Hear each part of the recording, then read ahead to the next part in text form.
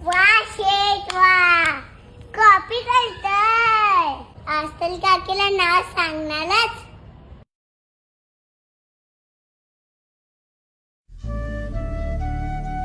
बाबा त्या दिवशी काय बोलत होते ते माहितीये? आता देश कमकुवत झालाय, त्याला भ्रष्टाचाराची वाळवी लागलीये. मला नाही माहित ते कशाबद्दल बोलत होते. बाबा मला बोलले, श्रीजा आपण आपल्या फायद्यासाठी भ्रष्टाचाराला खतपाणी घालायचं नाही.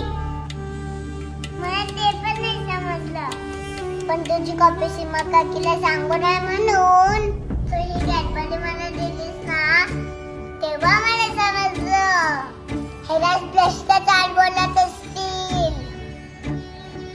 काय झालं, मला एक कॅडबरी नाही मिळाली तर पण कॉपी करून तुझं नुकसान नक्कीच होईल.